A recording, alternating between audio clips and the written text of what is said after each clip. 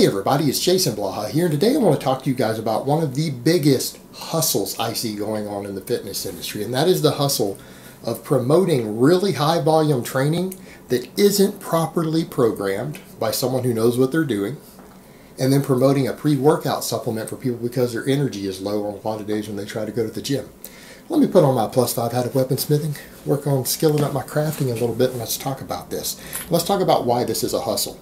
Now, let's be frank here. For people who are chasing maximum muscle mass, and you need to remember, most people who are lifting really aren't chasing maximum muscle mass. They just want good gains. People who want maximum anything understand that there will be sacrifices made to achieve the maximum in anything. And honestly, you get to a point where you're not going to see much difference between 90% and 100% as far as your progress goes. There won't be much noticeable difference at a certain point. But let's be honest here. Relatively high volume training is necessary for maximum muscle growth. Not always good for recovery. It's not always best for feeling good or having a lot of energy, but there is merit to higher volume training, and there is a minimum threshold of volume that you need in order to stimulate maximum growth. Not to stimulate growth, but nearly maximum growth. There is a minimum threshold.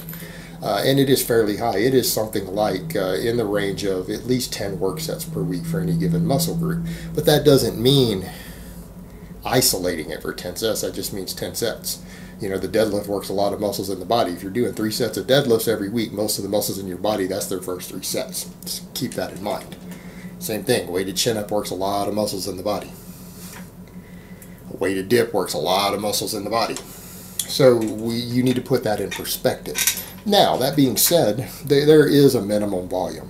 But what a lot of people do, and you see this consistently, you'll see a lot of people out there who promote really high volume training, telling people to come in and do like a separate leg day. All right, when you're doing body part splits, if you have a leg day purely for your legs and you're not on hefty doses of drugs and you're only hitting your legs like 1 day a week, don't expect your legs to get very big. Let's just be honest. Muscles only grow for up to 48 hours after you train them without any anabolics in the mix. That is documented, that's understood. But you know, coming in and having people do 15 sets for their legs, and a separate back day where they come in and they're doing 15 separate sets for their back with 4 different exercises. And none of this is periodized, none of it's programmed. People are just coming in and taking multiple sets to failure, throwing in tons of fluff afterwards. People are coming in and training, and they are exceeding their maximum recoverable volume. All right? And what do I mean by maximum recoverable volume? Maximum recoverable volume means that you're training so hard that a lot of days pass before you would actually be able to replicate the same workload that you just did. Okay? Meaning, on the bench press, if you're coming in and training so hard on the bench press that you're able to do 8 reps with 225, and that's your absolute maximum, but you're pushing all your chest muscles and triceps so hard that if you were able to hit 225 for 8 on a good work set, that you couldn't come in 3 days later and replicate that performance again. All right, that could be an example to where you're exceeding your maximum recoverable volume. You're subjecting yourself to more workload than you can recover from in a timely enough manner to come in and train effectively again. And I'm not saying you shouldn't undulate intensity, you shouldn't undulate workloads, because once you get out of the novice phase, you should. You shouldn't be coming in and going really hard every single workout. And every top strength and conditioning coach in the world knows that. But that's what you have. You have people who are out here promoting, people coming in, doing pretty large volumes of training, sets to failure, all sorts of stuff. Sometimes training 5 days a week this way, spending an hour and a half in the gym 5 days a week, who are not on any drugs. All right, they're not pacing themselves. They're having them come in and push hard all the time. Take all those curls to failure. Take that bench press to failure. Have your spotter have to help you on the last rep on 3 different sets of bench press in the same week. There are plenty of guys out there who have bench pressed over 400 pounds in proper powerlifter technique, pausing on their chest. Actually, there's people out there who can do rep work with 400 pounds on the bench press, who have never taken a bench press set to failure, at least not regularly, maybe accidentally a couple times a year. All right, there's plenty of people who do that. You get big and strong through consistency. By consistently putting in enough work to stimulate adaptation. That's the way that you need to look at that. You need to understand that. Training hardcore is just a way to sell you products and to get you hurt.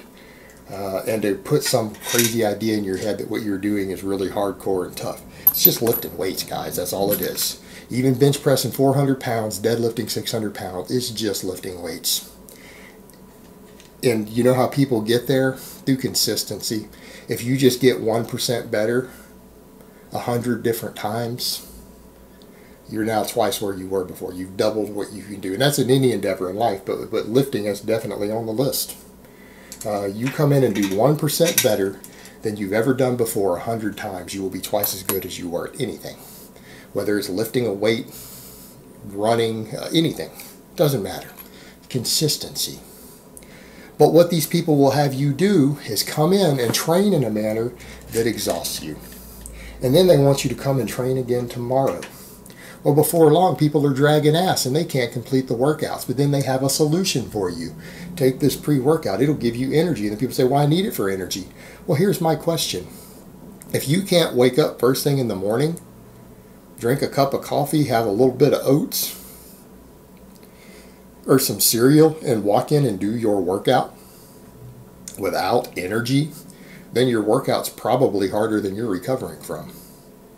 It's whoever's writing your training probably doesn't know what they are doing.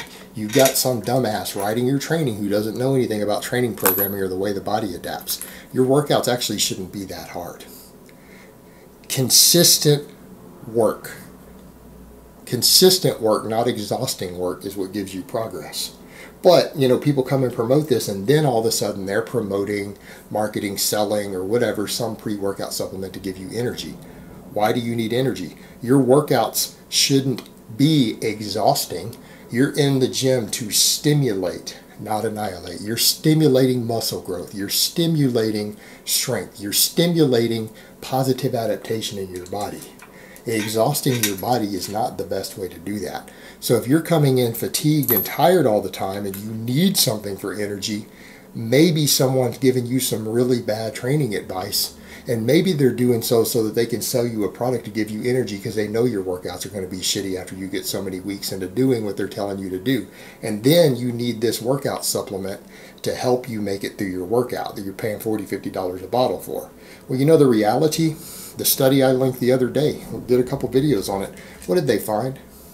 They found that Craze, one of the most popular pre-workouts, one that everyone loved, when people used it for a couple of months straight and they had a qualified strength and conditioning coach write a fantastic program for everyone in the groups, what happened? The guys in the pre-workout group didn't gain any more muscle or more strength from using the pre-workout. Why? Because they were on a properly written program. And when you're on a properly written program, you shouldn't have bad workouts. You shouldn't have workouts to where you can't complete the workout, because everything has been programmed into a proper recovery pattern. Everything's been programmed into a proper recovery pattern so that everything is peaked at the right time and that you're training at the intensities and workloads that you need to be training at to make continual progress day to day, week to week. All right, a good program will be written that way. You shouldn't need to change variables like add a new stimulant in to complete it. If your diet's on point, and in this case they had a registered dietitian and a qualified strength and conditioning coach help all these people, and in that case the pre-workout became completely useless. It didn't do anything.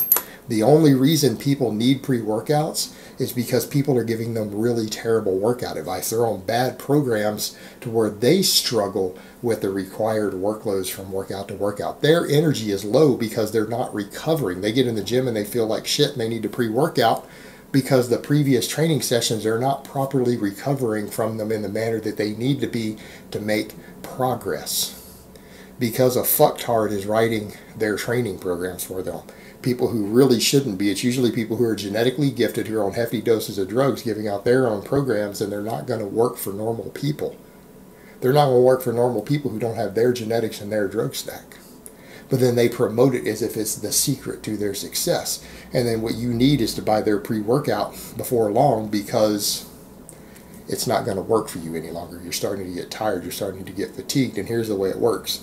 Now you're using something to help give you energy. Your recovery is already suffering. So then you take a stimulant to give you more energy to dig deeper into your recovery inroads, and then you do it again and again and again until eventually you're exhausted or something snaps. This is complete bullshit, and this is a terrible marketing tactic. I mean, it's great from a business perspective, but from an ethical perspective, this is fucking terrible. Alright guys, but that's really all I have to say on that today. I hope it's been informative, and I will talk to you guys next time.